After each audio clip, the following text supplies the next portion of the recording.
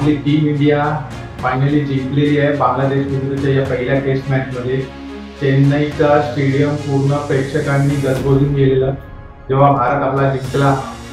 बांगलादेशला भारताने 234 रनांवरती all out करून टाकलं।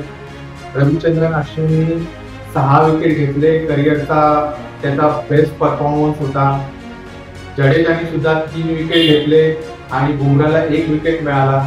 जेव्हा बांगलादेशने टॉस जिंकला, बांगलादेशने बॉलिंग करण्याचा निर्णय घेतला।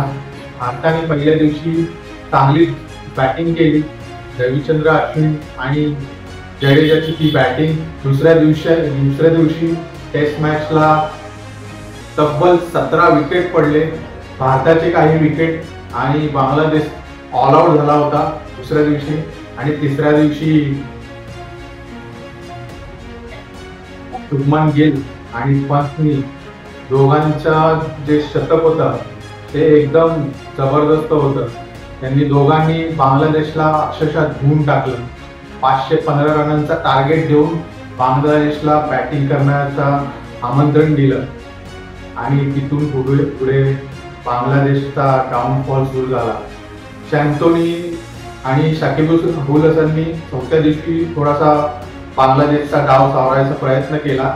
शॅन्तोनी 82 रन केले, पण बांगलादेशचा डाव काय पुढे चालू शकला नाही आपल्या भारतीय स्पिनर समोर आणि शेवटी बांगलादेश पहिली टेस्ट मॅच हारलेला आहे। आतापर्यंत बांगलादेश भारतामध्ये एकही टेस्ट मॅच जिंकलेला नाहीये आणि मला असं वाटतंय आजचा जो विजय आहे तो खूप बघण्यासाठी आनंदमयी होता, मज्जा आली। मित्रांनो, भारताच्या विजयाबद्दल तुम्हाला काय वाटतं नक्की कमेंटमध्ये कळवा आणि माझं जे चॅनल आहे ते लाईक सबस्क्राईब नक्की करा। तुमची रजा देतो। Over and out.